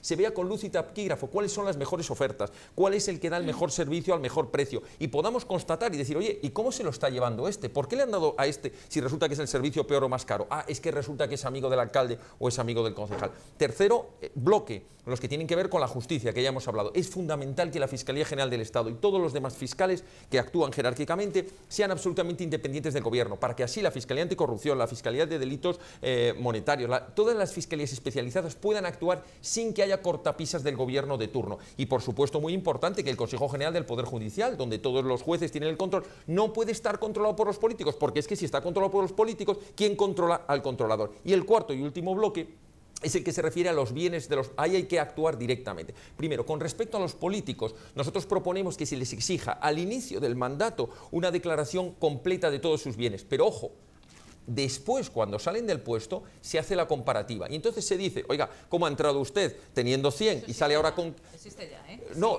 vamos a ver, existe ya. Los ayuntamientos lo tienen. La declaración. También hay que ser sinceros con las actuaciones que ya están hechas. Pero vamos a ver. Haces tu declaración de bienes antes y cuando te sales pero permíteme, el problema es que no se hace la comparativa de decir, oiga, el incremento patrimonial que usted ha tenido en relación al sueldo que ha tenido, ¿dónde está? Entonces ahí se abra una investigación, porque no es posible que con un sueldo X haya pasado usted de tener 100 a tener 500. Y la última cuestión, que es en relación a los partidos políticos, que creo que lo estabas comentando, nosotros proponemos... No, está dentro del bloque, está dentro del bloque también del control del gasto público, que es, nosotros proponemos la supresión de cualquier tipo de subvención a partidos políticos, a sindicatos y a organizaciones empresariales, de tal manera que sean los propios afiliados los que, como es su dinero, ya van a tener mucho cuidado en que no se produzcan desviaciones. Entonces serán las empresas las que controlen los partidos políticos y las subvenciones serán de otra manera. El que quiera. El que quiera, el afiliado que quiera pagar... Es más complicado si queremos que tenga representación. El afiliado. Es que, salvo Podemos, todos los partidos políticos se financian con tiene bancos. Que tener en todos los ámbitos de una manera igual. Y hemos puesto el foco en los políticos, que está fenomenal, pero también hay que poner el foco en la otra parte. Hombre, claro, por supuesto, en el que paga el soborno. Es decir, aquellas que evaden, pues también nosotros hemos propuesto que no puedan contratar con la administración. La pregunta era el tratamiento político de la situación. Orencio, como eres periodista como yo, haz un análisis de esto, a ver que yo me entere. A ver, es que hay una cuestión que no vamos a confundir niveles, o sea, que estamos en un modelo de funcionamiento del sistema económico y el modelo de funcionamiento del Estado muy corrupto, eso está fuera de toda duda, pero no por los fenómenos de los políticos. Por ejemplo, claro, hay una corrupción, digamos, legal. El otro día estaba yo escuchando, por ejemplo, al candidato de Podemos en la Comunidad de Madrid, José Manuel, que decía una cosa que me llamaba mucho la atención. Dicen, en Madrid, por ejemplo, en la Comunidad de Madrid se han invertido en hospitales, no me acuerdo, me parece que hablaba de 3.000 millones de euros en hospitales de gestión pública, nuevos hospitales, y en cambio los ciudadanos tienen 5.000 camas menos de hospitalarias. ¿Qué quiere decir eso? Una reflexión, ¿no? Es decir, pero bueno, vamos a ver, ¿qué pasa? Que es que el dinero público, el modelo económico, lo que hace es transferir dinero público al ladrillo, no al servicio. ¿Es corrupción? No, legalmente seguro que no, probablemente. Bueno, habrá de todo también, ¿no? Probablemente. Quiere decir que la responsabilidad no solo es de la corrupción de los políticos. Es insólito, por más que digan que la ley es igual para todos, etcétera, que tenemos los macroprocesos de corrupción como el caso Bárcenas o como el caso Gürtel, y no hay prácticamente ni un solo empresario, pues, bueno, imputado al principio sí, pero encausado, en estos momentos ya procesado, ninguno. Entonces, no, por concluir, el otro día decía a Javier Pérez Royo, el constitucionalista, que es bastante insólito porque viene hasta la Constitución. O sea, ¿cómo es posible que un partido como el Partido Popular esté financiado desde hace 20 años probadamente y legalmente y no se le haya ya borrado del registro de partidos políticos?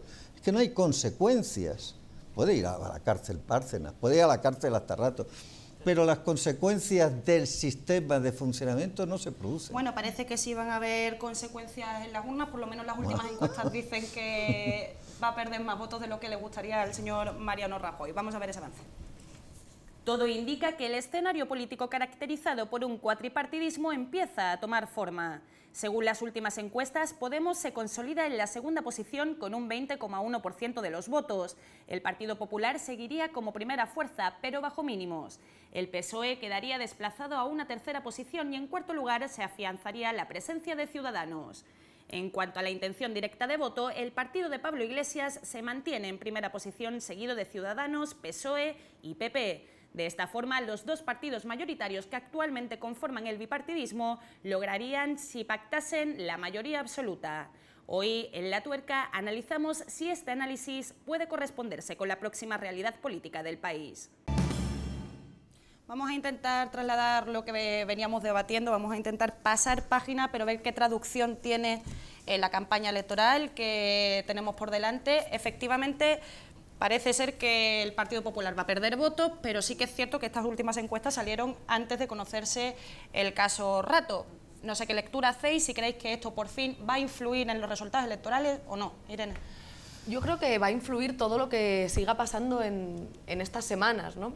Nosotros siempre recibimos, parece que siempre decimos lo mismo, pero es que es así, ¿no? Recibimos las encuestas con mucha cautela porque según qué tipo de encuesta sea y según la cocina que se haya hecho son diferentes, y además porque finalmente los resultados de las elecciones se deciden en las urnas y los deciden los ciudadanos con su voto y no las encuestas. Entonces, que hay que seguir trabajando con humildad y con mucha calma para intentar, nosotros por lo menos, ganar las elecciones al gobierno de Mariano Rajoy, en este caso en las autonomías. Ahora, lo que sí parece claro de las encuestas es que el bipartidismo, lo que ha sustentado el consenso, los consensos del 78, está cada vez más resquebrajado, y lo decía antes Orencio cuando hablaba, bueno, de la descomposición política del Partido Popular. Yo no sé si podemos hablar de descomposición política, tampoco sé si podemos hablar de esto en el PSOE, porque en estos procesos, digamos que no, además no son lineales, hay repuntes, hay momentos en los que parece que una cosa avanza y después vuelve a caer, es decir, que no sabemos cómo va a seguir evolucionando todo, pero lo que sí parece es que hay una ruptura clara del bipartidismo y una búsqueda de nuevas referencias que están pensando, hay que cambiar las cosas, es decir, ha habido un momento en el que los partidos que han gobernado hasta ahora y que sustentaban los consensos del 78 se han terminado pareciendo tanto en las políticas fundamentales que digamos, afectan a la vida de la gente, que ya no tengo dónde elegir, que ya no tengo entre qué elegir y necesito un cambio. Y yo creo que eso es lo que se juega ahora, si queremos seguir con un modelo de austeridad, con un modelo económico absolutamente ineficaz que nos está llevando a la ruina, o si queremos un cambio político y un cambio en las políticas económicas que nos permita tener un poco más de dignidad en nuestras vidas y no tener que andar sobreviviendo y tener unas leyes laborales justas y unos servicios públicos de calidad y, pues eso, las condiciones mínimas para una vida digna. Noelia, sois lo mismo, sois lo mismo, sois lo mismo. Se viene repitiendo ese mensaje una y otra vez. Sí, la verdad. ¿Por qué crees que esto está pasando? ¿Se puede hacer algo de autocrítica o no?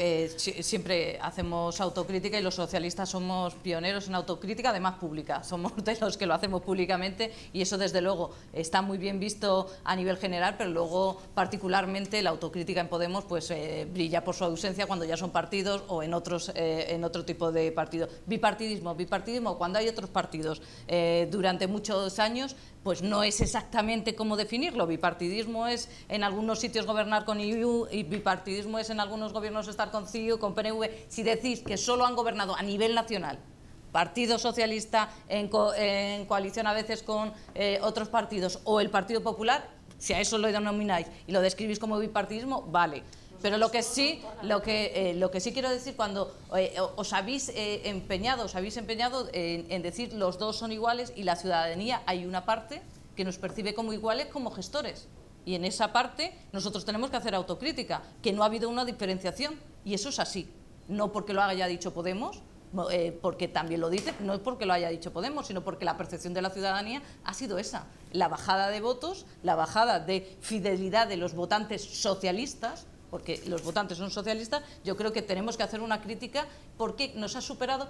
Yo hablaba con compañeros, yo llevo mucho tiempo en el partido, llevo militando desde que tengo 14 años en las Juventudes Socialistas, y decía que existe un problema cuando tú, y se lo dirigido a la situación de Rubalcaba, cuando uno ha estado tanto tiempo en el poder, tiene más empatía con lo que sienten aquellos que están gobernando que con los ciudadanos a los que tiene que gobernar, y eso no puede ser. Es decir, yo comprendo que es muy difícil, porque en crisis es muy difícil, y tenía ese posicionamiento de haber estado siempre en el gobierno, que entendía la situación en la que pudiera estar Rajoy. Lo que tienes que entender es la situación en la que están los ciudadanos. Y los ciudadanos han visto que los políticos no hemos sabido solucionar sus problemas. Y les va a parecer que cobramos mucho y que somos todos unos sinvergüenzas, pero por algo fundamental, porque nos dan y nos otorgan su voto para que solucionemos sus problemas. Y últimamente todos parecíamos que en vez de solucionarles sus problemas le generábamos alguno más. De ahí también es cierto que el Partido Socialista en Andalucía ha seguido siendo la fuerza mayoritaria. Sí que es cierto que existe un cierto repunte, para mí sigue siendo muy pobre el repunte del Partido Socialista. Yo creo que tenemos que convencer, y para convencer tenemos que creernos que hay que cambiar las cosas. A mí cuando hablan, y Podemos ha hecho algo negativo porque ha dado una imagen, Podemos ha hecho que nos movamos los partidos mayoritarios, y para mí eso ya es importantísimo, y bienvenido sea, que nos movamos no solo nosotros, sino la sociedad en general. Ese concepto Como bien ha dicho anteriormente, y la verdad que me ha encantado la intervención, era una estructura entera, económica, como país, en la que eso funcionaba mientras funcionó, y cuando se ha hundido todos estamos en contra de ese funcionamiento, pero todos hemos colaborado en gran parte. Desde luego los responsables que hemos tenido gobierno, mucho más, una mayor responsabilidad. Yo creo que mi partido cambie y se preocupe de la gente que le vota y de la gente que lo está pasando mal, y que tenga esa sensación de que tiene que cambiar y mejorar a diario. De momento no valen con titulares, no valen con imagen, hay que tener un cambio profundo en el que la democracia sea el pilar fundamental y en el que, desde luego, no podemos achacar a un partido la responsabilidad que es nuestra, y es que los ciudadanos han empezado a perder confianza en el Partido Socialista. Y eso es responsabilidad nuestra, totalmente. Bueno, Javier. En cuanto a Noelia, te voy a pedir, por favor, que te voy a tener que regañar al final, ¿eh? Me da mucho apuro, pero es que al final... Tú regáñame, que yo lo de sintetizar no... Estábamos viendo las encuestas y es verdad que las encuestas, yo quiero hacer una cuestión previa, ¿no? Se dice que las encuestas, en primer lugar, son cocinadas, son preparadas. Últimamente estamos acostumbrados a que todos los días hay encuestas, lo cual nos hace pensar que a lo mejor no se elaboran con el rigor que debieran. Algunos hemos hecho alguna investigación de algunas encuestas públicas que pagamos todos, como en el CIS, y entonces descubres que tienen cosas que ellos dirigen la encuesta en función del tipo de preguntas que hacen. Por ejemplo, dicen, usted va a votar en las próximas elecciones, elija estos 4 partidos. Y dice, oiga, no, es que yo voy a votar a este quinto. Ya, pero es que ese no está. Esto lo hemos comprobado, ¿no? Diciendo que hacíamos un estudio en la universidad. Es que eso no está. Bueno, pero yo quiero votar a este, estoy refiriendo a Vox en concreto. ¿Qué dicen las encuestas de Vox? Sí, no, dicen, no, me está pareciendo que las del CIS, como no preguntan, nunca estás en las encuestas. ¿Y en las vuestras elaboráis? Nosotros no tenemos capacidad de pagar impuestos, encuestas directas, lo que hacemos son estudios en base a los resultados que tuvimos en las europeas. Bueno, iba primero a esta cuestión, que las encuestas al final se han convertido actualmente en una forma de teledirigir de alguna forma la opinión pública, porque hay muchos ciudadanos que sabemos que si le dicen que un determinado partido va a sacar un alto resultado, es como que se anima. Es decir, hay un efecto llamada, y si por el contrario te dicen, en esta comunidad autónoma o en este ayuntamiento no va a sacar votos, es como que, uy, no voy a tirar mi voto, voy a votar a otra opción. Esto del voto útil que hemos oído tantas veces, ¿no? Y esto se dirige con las encuestas, que es lo que el ciudadano puede percibir. Segunda cuestión, yo creo que sí que evidentemente lo que está claro y es evidente que el viejo modelo de partidos, que yo no estoy de acuerdo que sea bipartidismo, yo lo que creo que ha habido en España durante 30 años ha sido cuatripartidismo. Estaba el Partido Popular o el Partido Socialista y luego tenían o al PNV o a Convergencia y Unión. Si nos fijamos, siempre se apoyaban en uno de estos dos, pero siempre han sido 4 los que han dirigido el resto. Ha sido pues un secuestro de la democracia, porque el resto de los españoles pues han tenido pocas opciones. Y por último, diría que es verdad que hay un hartazgo de la situación política actual, no solo en los casos de corrupción, que pasan una factura, evidentemente, todos estos casos al final pasan factura. Lo que pasa es que lo que está harto el ciudadano ya es de esto que se denomina la clase política, que viven con unos privilegios, que solo se preocupan de su bienestar. Nosotros en Vox tenemos una frase y decimos, queremos salvar el estado de bienestar de los ciudadanos recortando el estado de bienestar de los políticos. Eso estaría muy bien, suena muy bien, desde luego. Marta. Bueno, lo que tenemos en las encuestas, que es verdad que bueno, pues no tienen esa corrección como pueden hacer por contraste con otras elecciones, puede ser una tendencia, ¿no? Pero es importante ver cuál es la tendencia y al fin y al cabo las encuestas están preguntando a los ciudadanos, ¿no? Entonces vemos un escenario con 4 partidos. Creo que va a haber una caída porque es así la tendencia del Partido Popular y del Partido Socialista. Es por su discurso, por su comunicación, por su falta de liderazgo o por su trayectoria. La cuestión está en que los ciudadanos están empezando a buscar la confianza en otros partidos. Yo creo que la política también tiene que cambiar. Estamos viendo que los líderes ahora mismos políticos, tanto del Partido Popular como del Partido Socialista, no transmiten y no comunican porque tenemos la percepción de que se dieron la vuelta hace mucho tiempo de cara a la ciudadanía, y el que no sepa ahora vislumbrar, y yo ahí no estoy de acuerdo con Noelia, es decir, no es Podemos el que ha despertado a la ciudadanía. Afortunadamente el 15M estuvo antes que Podemos, pero que nosotros... Bueno, pues me ha parecido entenderlo. Los ciudadanos hace tiempo que ya se rebelaron ante la situación que estábamos padeciendo, pero aún así, bienvenido. Es decir, bienvenido que haga cualquiera que haga despertar a cualquier ciudadano para decir que basta ya, pues como hemos empezado el programa de corrupción, basta ya de tanto acribillamiento de los servicios sociales, de dónde estamos y de cuál es la... política el Partido Popular y el Partido Socialista sigue teniendo... Sí, y que saquéis pecho de que en Andalucía todavía habéis mantenido los mismos escaños, está muy bien, pero no es una lectura real de lo que estáis transmitiendo a los ciudadanos, ni de la percepción que tienen los ciudadanos. Yo siempre lo estoy diciendo, es decir, hemos bajado muchísimo, pero no de ahora, es decir, ni con el surgimiento de nuevas fuerzas políticas, es decir, llevamos bajando el apoyo ciudadano desde hace bastante más tiempo. Con lo cual, el surgimiento de nuevas fuerzas, yo soy de las que opinan que cuanto más democracia, mejor. Cuanto más opciones, mejor para que la gente pueda decidir.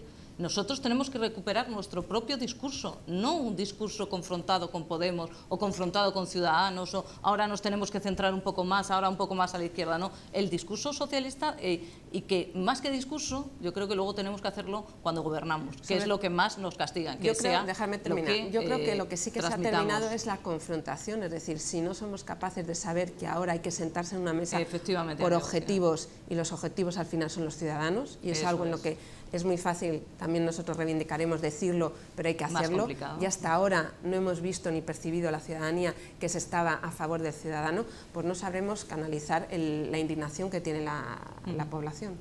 Orencio, por favor. Sí, bueno, yo lo que creo que efectivamente las encuestas pues son, pues se dice, ¿no?, una tendencia, pero una tendencia muy clara, y muy delimitada y además muy sostenida.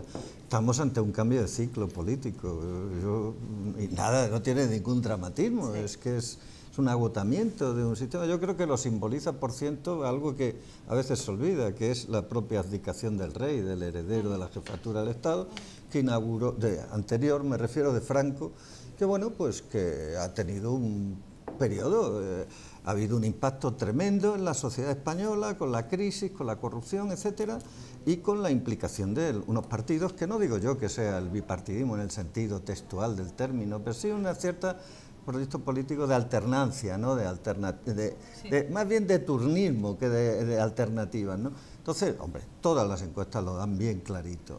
Mientras que durante X años, 20, 30 años, la tendencia ha sido que en torno a un 80% los votos se depositaban entre el PP y el PSOE, eso ha desaparecido. Eso está claro, lleva ya mucho tiempo, además se va a confirmar en muy poco tiempo, yo estoy convencido. Otra cosa es quién va a ser el primero, el segundo, el tercero, pero el cambio va a ser indiscutible, se confirma y va a ser así, yo no creo que haya duda ninguna. Irene, 30 segundos para acabar. Sí, yo creo que al final la principal preocupación de la gente ni siquiera es tanto la corrupción, yo creo que a la gente le da rabia la corrupción porque sabe que lo que la cara B de eso es que yo no tengo para llegar a fin de mes, es que yo no puedo llevar a mis hijos vestidos como quiero, es que yo no me puedo ir de vacaciones, que es lo que está viviendo la gente. Por eso es verdad sobre propuestas, pero la pregunta principal entonces es ¿para quién van a hacer propuestas los partidos, todos los que hay ahora mismo en el panorama de las encuestas? ¿Para la gente o van a seguir gobernando para la gente, para los de la casta? Por eso planteábamos el tema del cambio y el recambio, porque yo creo que la gente lo que está pidiendo es cambio, no que llegue un partido que dice que es nuevo, pero suba el IVA de las barras de pan. Entonces, frente a eso, la pregunta es: ¿somos capaces ahora mismo la ciudadanía de articular una propuesta política de gobierno en la que se garanticen nuestros derechos y no nos sigan gobernando otros, antiguos o nuevos, para los de arriba? No, tengo una llamada al otro lado, retomamos ahora con otro tema, pero tenemos que avanzar. Yo creo que podríamos hacer aquí un programa de 2 horas por cada tema. Lo siento, pero tenemos una llamada al otro lado. Te dejo contestar ahora en cuanto acabe, Marta. Pablo Sierra, de Negratinta. Pablo, no sé si te estás enterando de algo entre este sarao. Buenas noches. Hablado. Hola, buenas noches. ¿Qué tal estáis? Muchas gracias por habernos invitado. Nada. Algo estaba escuchando, sí, pero bueno, me han pinchado hace unos segundos. Vamos a hablar de otra cosa completamente diferente, no te preocupes, que a mí también me interesa mucho, que es el periodismo. Menos mal, editor del proyecto Negratinta, si no me equivoco, ¿verdad? Periodismo y narrativa. Así es, no te equivocas. Negratinta es una revista que salió hace un año en versión digital y ahora hace un mes hemos publicado el primer número en papel y tenemos un crowdfunding en marcha para intentar financiar el proyecto y poder hacer un número cada 3 meses de una revista llena de periodismo y de narrativa, ¿no? Porque creemos que el periodismo es un género literario más y desgraciadamente eso se había perdido en los medios tradicionales de la prensa en castellano que tenemos en España. Intentamos recuperar un poco esa faceta. información. La importancia de crear nuevos medios, que parece que nos han medio obligado a ello, que es una forma de sobrevivir y que a la vez nos está haciendo hacer productos de más calidad, ¿verdad? Sí, vosotros sois un ejemplo en el campo audiovisual de eso mismo. Un ejemplo y una fuente de inspiración también para la gente que hemos ido detrás y que hemos creído que la mejor manera de emplearse en el periodismo era autoemplearse, ¿no? Porque yo acabé la carrera hace 4 o 5 años, pero ya cuando la empecé en el 2006 se hablaba de la crisis del papel, la crisis de los medios tradicionales, y fíjate, han aparecido en estos últimos 10 años nuevas cadenas de televisión, incluso algún proyecto de periódico también se ha llegado a editar, tanto en castellano como en catalán, pero el número de puestos de trabajo yo creo que se ha reducido considerablemente, porque todos los grandes dinosaurios de la comunicación española han menguado sus plantillas con ERES y con despidos, en la mayor parte de los casos bastante improcedentes, al menos desde el punto de vista moral y ético, y los periodistas nuevos y viejos hemos tenido que reaccionar, ¿no? Y lo bueno de estos nuevos medios que se están creando es que los están gestionando personas que son periodistas o se dedican al ámbito de la comunicación, es decir, van a cuidar mucho más el contenido que se da antes de los números, ¿no? Aunque evidentemente la economía de un medio no deja de ser como la de cualquier otra empresa, ¿no? Tiene que estar saneada para que se pueda seguir ofreciendo información. Pablo, háblanos un poquito más de Negratinta. ¿Qué firmas vamos a poder leer, por ejemplo? Pues es una combinación bastante bizarra entre gente veterana y noveles del periodismo. Por ejemplo, tenemos a Rafael Narbona, crítico literario que escribe desde hace muchos años en el Cultural del Mundo y que luego mantiene un blog con muchísimas visitas, es uno de los colaboradores habituales, y en el número 0 de Negratinta también participa. Y después pues hay mucho periodista anónimo y mucho estudiante de periodismo con muchas ganas de también tener un espacio, ¿no?, en el que poder expresarse, porque una de las principales desventajas que tiene este mundillo es que predomina la endogamia. Si te vas a los medios tradicionales parece que siempre está firmado la misma gente, ¿no? Y Negratinta pretende ser un poco una vía de salida para los nuevos talentos que se están forjando en el periodismo español. Y luego, a nivel de contenidos, siempre cuando nos preguntan qué tipo de revista somos, contestamos con una frase que puede parecer un poco de perogrullo, pero que en el contexto actual de periodismo en el que nos movemos en España, yo creo que no lo es. Negratinta es una revista para gente a la que le guste leer, y a la gente a la que le gusta leer le suele gustar leer cualquier tipo de tema. Entonces, en Negratinta puedes encontrar noticias, artículos, entrevistas sobre política, cultura, también intentamos meter alguna historia sobre deporte, algo de ciencia hemos tocado, pero siempre trabajando en análisis, la reflexión y dando un poco de pausa, ¿no?, al gallinero en el que parece que estamos metidos. Para sentarse a leer relajadamente, ¿verdad? Pablo, nos queda muy poquito tiempo. En 30 segundos, cuéntame rápidamente cómo se puede participar en esa campaña de financiación y dónde os podemos encontrar. Pues mira, nos puedes encontrar en www.negratinta.com, poniendo Negratinta en cualquiera de las redes sociales habituales, Instagram, Twitter, Facebook sobre todo. También podéis enteraros de las últimas actualizaciones de la revista, que es diaria. Y la revista en papel, de momento la estamos distribuyendo a través de Internet. Tenemos un crowdfunding abierto en la plataforma Berkami. Poniendo Negratinta en el buscador de Berkami nos encontraréis. O si preferís entrar directamente, podéis escribir en vuestro navegador de Internet www.vkm.is/Negratinta, www.vkm.is/Negratinta. Aún nos quedan 8 días de crowdfunding, prácticamente tenemos el objetivo cumplido, pero cuanto más dinero consigamos recaudar, pues más profesional podemos hacer este medio. Pero vamos, el proyecto de hacer 4 revistas en un año, la primera saldría en junio, o sea, la continuación de este número 0 que tenemos editado desde hace un mes, y en el que, por cierto, le hicimos una entrevista a Juan Carlos Monedero, que viene a ser un poco... Vaya hombre, está en todas partes, este señor. Como el contenido más llamativo, encontrar relatos, crónicas de viaje. Recuperamos un poco la vieja esencia del periodismo más literario, ¿no?, como hemos dicho al principio.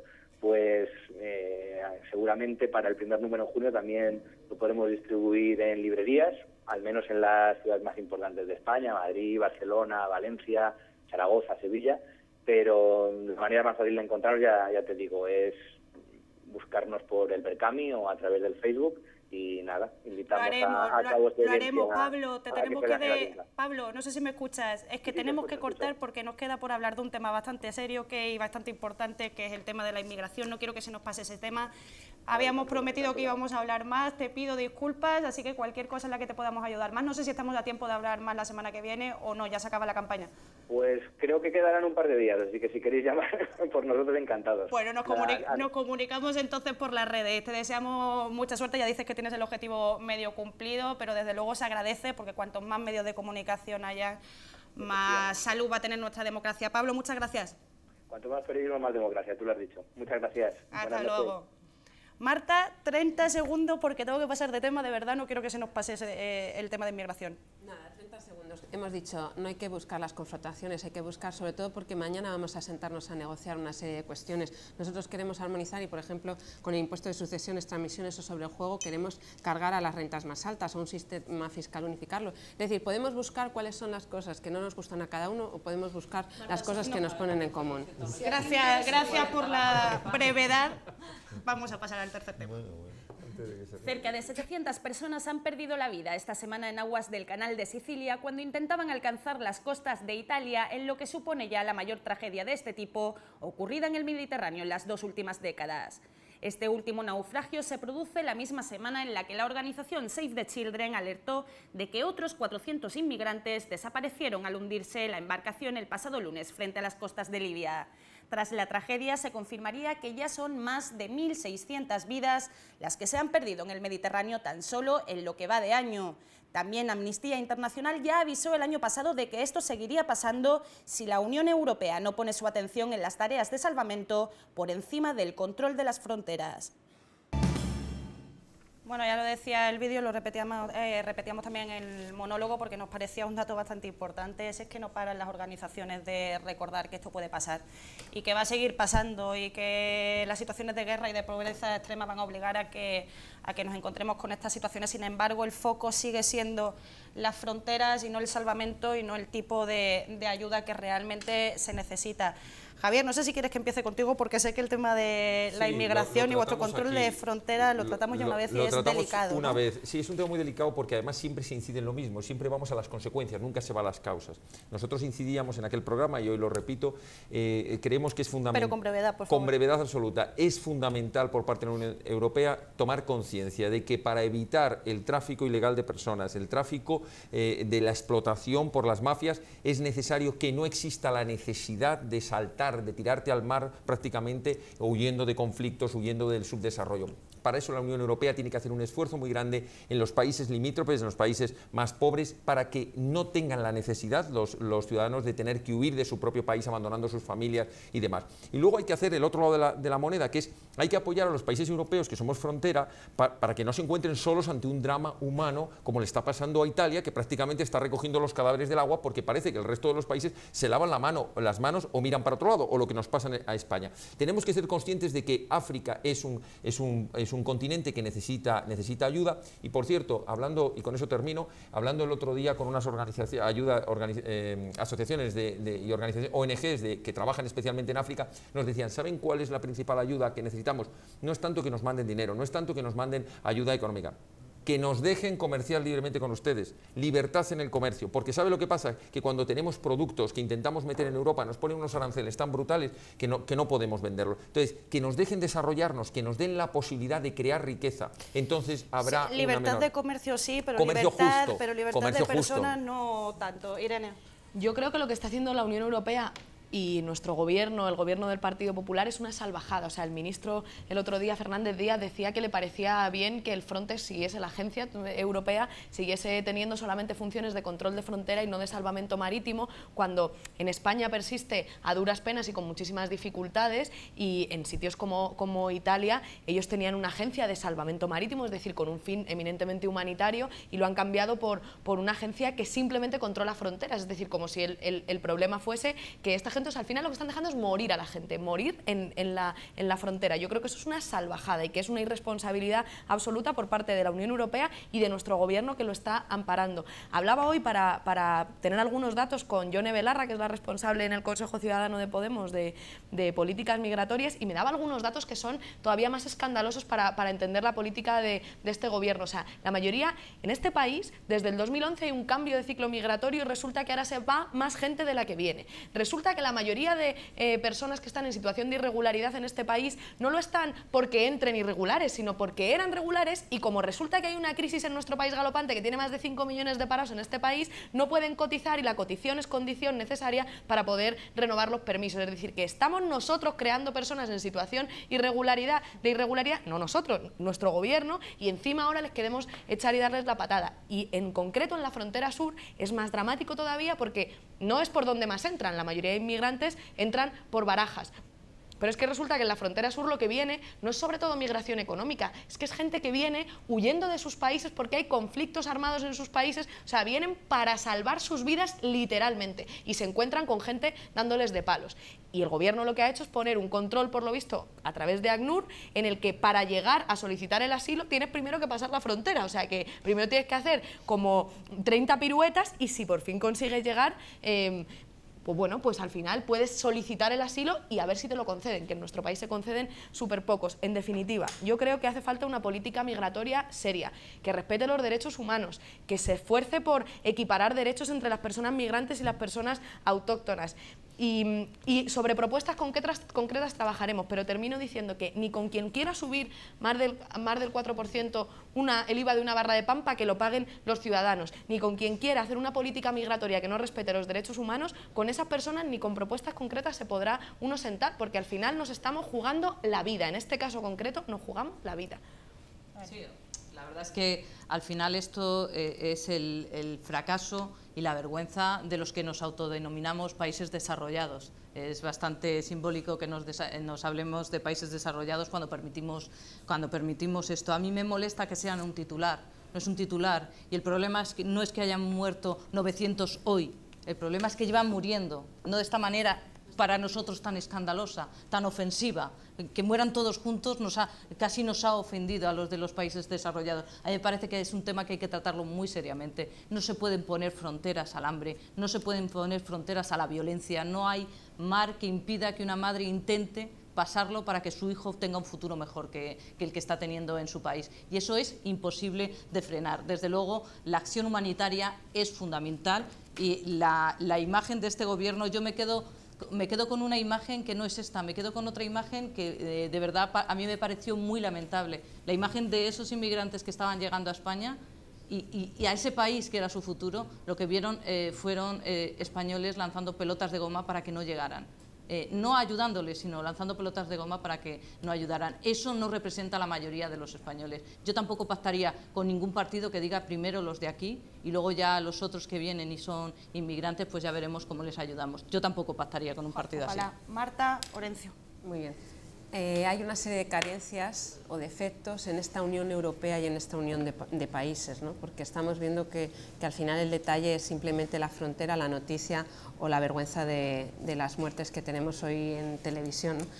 Hay un dato muy crítico, que la operación Tritón cambiara, digamos, a Mare Nostrum, es decir, la operación de salvamento, de cuidado, de saber qué es lo que está pasando, de una estrategia real de políticas de inmigración, cambiara por simplemente un sistema de control. Como decimos, ¿no? Simplemente saber hasta dónde ha llegado la patera y en dónde se ha hundido para ir a rescatarlos. Si la Unión Europea no se une en un proyecto que vaya más allá, al final es consolidar y buscar una sociedad y cambiar los valores, porque esto no es un problema puntual de una noticia o que nos duela como mundo desarrollado que estén pasando estas cosas tan cerca, ¿no? Sino simplemente saber hacia dónde queremos ir como mundo global, que de alguna manera, si se vuelve egoísta, será un perjuicio para todos. Orencio. Sí, es que habría que preguntarse, aparte de lamentarse de algo que conocemos hace ya muchos años, que se ha convertido el estrecho de Sicilia en una especie de Auschwitz de los pobres. Hay decenas y decenas de miles de cadáveres en esta zona, es así, no es ponerse grandilocuente, es una realidad. Esto viene pasando hace muchos años. Ahora bien, ya llega un momento en que realmente habría que preguntarse, ¿pero quiénes son esas personas? ¿De dónde vienen? ¿Por qué vienen? Porque es que se olvida, empiezan a hablar de las mafias, de no sé qué, y se olvida que son personas, y estos son datos también, que más del 90% de esas personas saltan el estrecho desde Libia, uno de los territorios que es evidentemente que ejemplariza el desorden de la llamada comunidad internacional, que ha generado un terrible conflicto, un desorden, una ausencia total de cualquier estructura de Estado. La mayoría son personas que vienen de Siria, otro de la zona, hay 4 millones de migrantes, de refugiados, y son de todos estos países donde hay una gran conflictividad, aparte del hambre, aparte de la pobreza infinita del África subsahariana. Dice, ¿y por qué vienen, además? Bueno, vienen al reclamo del paraíso, ¿no? Y decía, me ha parecido leer el Papa Francisco, que decía que venían en busca de la felicidad. Puede ser, pero más bien venían en busca de una forma de vivir, bueno, pues como el deseo de cualquier ser humano. Pues bueno, de organizarse, de tener familia, de convivir en un techo, de comer, de tener un futuro. Esa es la realidad. ¿Y cuál es la respuesta? La respuesta es eso, cambiar Mare Nostrum, que era incompetente el frente, por Tritón, que incluso vulnera lo que es el derecho secular del mal, que es el rescate común. Y en cambio nos gastamos millones y millones, y de verdad, perdóname que lo diga porque es que reviento, en operaciones que no se sabe qué son, si son humanitarias o no, como el rescate en los Alpes del avión. Con el dinero que se han gastado en eso, en el gran parafernalia de buscar a los cadáveres de eso, bueno, se podrían rescatar muchos miles y miles de personas que en estos momentos van muriendo ahogadas en el estrecho de Sicilia y también en el estrecho de Gibraltar. Una cuestión de voluntad política, como siempre, sin embargo, luego tendremos que escuchar mensajes como el que nos dirigía nuestro querido ministro del Interior diciendo que bueno, ¿no?, que les abriéramos las puertas de nuestras casas. Bueno, me gustaría que debatiéramos mucho más sobre este tema, no nos ha dado tiempo, haremos un especial sobre él porque creo que lo merece. Empezábamos el programa dedicándole este espacio a esas almas, lo repito, vaya por ellos, y nosotros nos despedimos hasta el martes que viene, como siempre, con nuestro tornillo, nuestro espacio de periodismo de guerra feminista.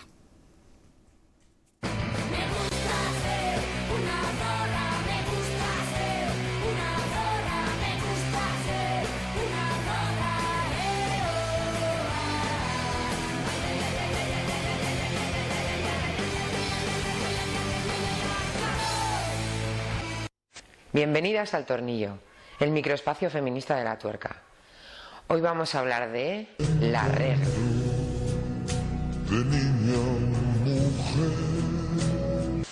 Según la RAE, regla es menstruación de la mujer. Menstruación es menstruo de las mujeres. Y menstruo es sangre procedente de la matriz que todos los meses evacúan naturalmente las mujeres y las hembras de algunos animales. La regla es un tabú. La regla es tan tabú que, de hecho, la palabra tabú viene del término polinesio tupua, que significa menstruación. El patriarcado nos quiere satisfactoras de deseos ajenos. Nos quiere cuidadoras, objetos sexuales y adornos. Y claro, pues con la regla no molamos. Para seguir manteniendo el tabú de la menstruación y que nosotras escondamos en la clandestinidad algo que nos pasa todos los meses durante décadas, el patriarcado nos ha convencido de que la regla es estar loca. Las personas somos seres cíclicos y ecodependientes, por lo tanto, la naturaleza nos afecta. El clima, el viento, las mareas nos cambian el humor, pero también la liga, el insomnio, el curro, la corrupción, la ley mordaza. Todas y todos cambiamos de humor, pero saber cuándo y entender por qué es, bien mirado, una ventaja. Estar mala. Es un proceso natural. En una época de nuestra vida, algunas mujeres sangramos unos días en ciclos de unos 28 días. Algunas nos duele mucho y otras no nos enteramos. Algunas tenemos que quedarnos en la cama y otras podemos ganar unas olimpiadas. Es natural, como tener hambre, como tener sueño, como llorar, como correrse. Peligrosa. La ideología patriarcal nos ha hecho creer que cuando tenemos la regla tenemos superpoderes destructivos. Podemos cortar leche y mayonesa, avinagrar el vino, destruir cosechas y marchitar las flores. Son demostraciones del miedo a nuestro poder de reproducirnos y al de no hacerlo. Asquerosa. La regla no es sucia, no es asquerosa, no huele mal. No necesitamos productos especiales que escondan y retengan un flujo infecto y maloliente. Es sangre, huele a sangre y no impide ninguna práctica que te apetezca. Lamer un coño menstruante es como lamer una herida. Vergonzosa. La menstruación es un proceso natural. Demuestra que ovulas y que tienes en principio la capacidad de reproducirte.